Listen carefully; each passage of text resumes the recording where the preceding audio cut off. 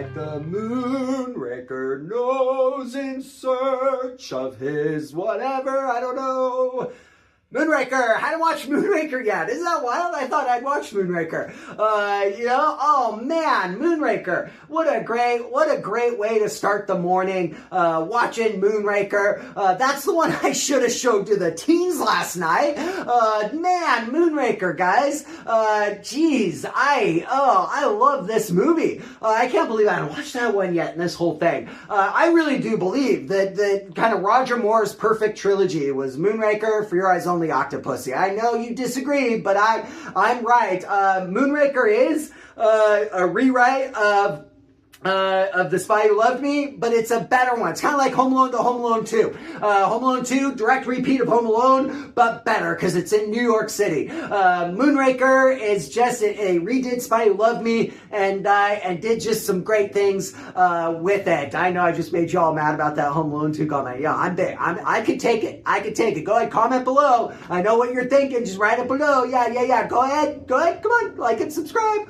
Comment, yeah, Home Alone 1's better, and I probably don't disagree. I don't know. I'm just saying stuff, guys, because I've watched way too many James Bond movies this week. But yeah, Moonraker.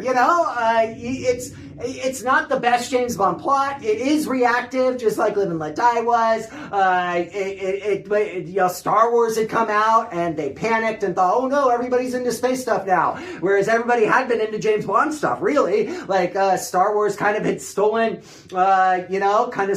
their franchise. Fan audience, I don't know, it's just stolen their mojo, if you will. Austin Powers mojo. And so now we got to do a space thing. And because of that, this should have been a lot worse than it was.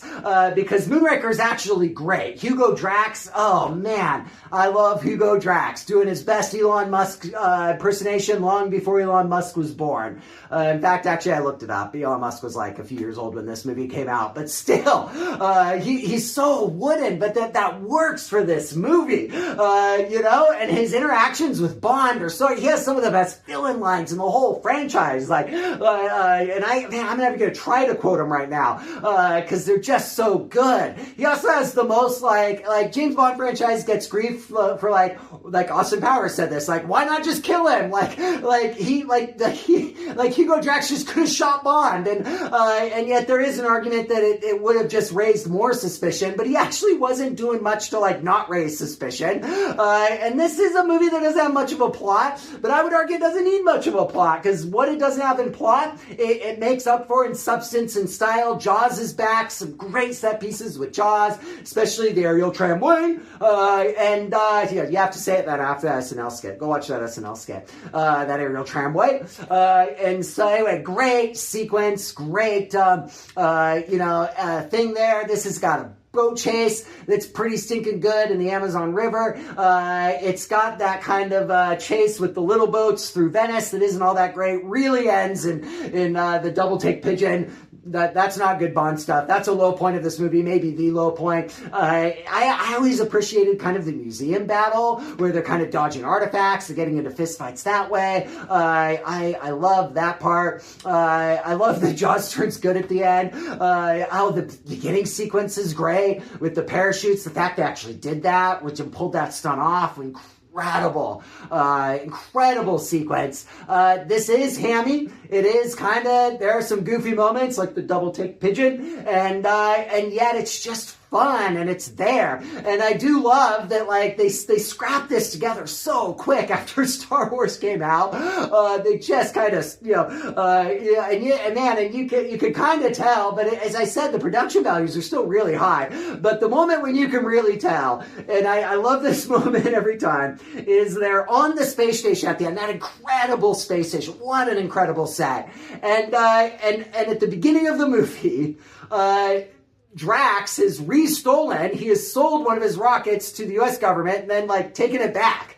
And that's the whole thing that gets the movie going. That's the entire reason this movie exists, is because he stole one of his own shuttles back. And throughout the whole movie, they don't explain it. And James Bond, at the very end of the movie, when they're on the space station, he says, "One more thing, Drax.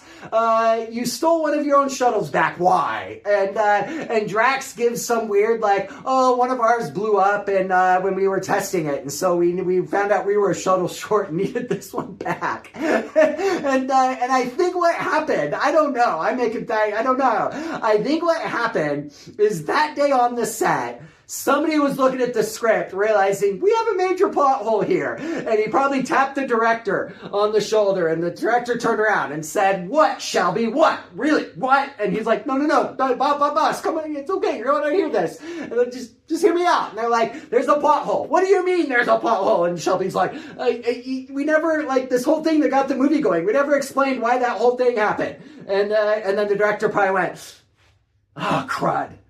Well, that's okay. Roger Moore and the Hugo Drax guy, they're over there. We'll just hear some lines of really awkward dialogue and explain it." So they did. It's there. So I tell you guys, if you're just looking for a really fun James Bond movie of the time, this is one of them. The two I would rank with this are probably Tomorrow Never Dies and Quantum of Solace, because both of those are just like, they're just there for the action set pieces. You just got to enjoy them and just kind of not think too hard about the plot at all, and just enjoy this movie for what it is, which is a stinking great time. So I did, and the two that Netflix hasn't auto-played are actually Skyfall, which is the 50th anniversary, James Bond anniversary special, and Die Another Day, which is the 40th. And I'm thinking about asking Jan's husband to come in and watch Die Another Day with me, and maybe her grandson, because that seems like a movie they would like a lot. So we're almost done. We're coming down to it, guys. Like and subscribe, comment below, and yeah, on to, I guess, Skyfall. We're gonna start with Skyfall.